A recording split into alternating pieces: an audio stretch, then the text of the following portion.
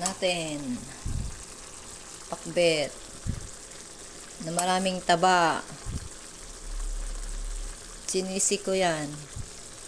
Talagang ginisa ko ng ginisa ng bawang saka sibuyas. Ito may kamatis, bagoong saka patis. Saka magic sarap. Walang betsin, magic sarap lang, konti lang na magic sarap. Para malasaan yung gulay. O diba?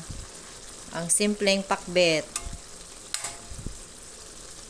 May sili pa, sana hindi manghang. Manghang yan, pero sana hindi yan nabuksan.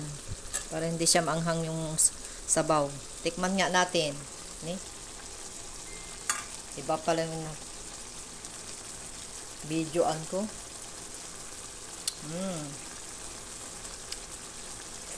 Tama lang, ayaw ko ng maalat kasi pag maalat hindi na maubos, hindi makain. Yung tama lang.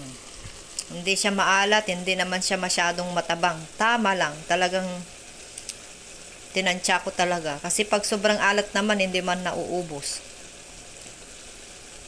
Yan. Hindi pa masyado luto guys yung kalabasa. Kaya pakuluan ko ng pakuluan.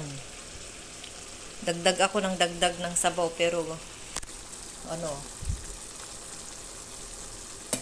konti na lang yan pag patayin ko na yan pag wala nang masyadong sabaw. Kasi pag maraming sabaw para na siyang dinding. Pag pakbet kasi hindi masyadong masabaw, yung tama lang na may sauce na natitira. Tapos malasa.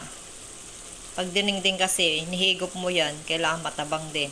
Pero yung pakbet medyo tama lang yung alat. Hindi naman maalat, ayaw ko na ng maalat kasi ayaw ko talaga.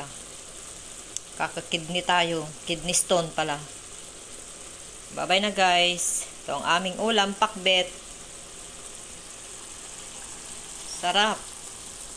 Sarap, yummy, yummy. Tara na, kain na tayo guys. Bye-bye.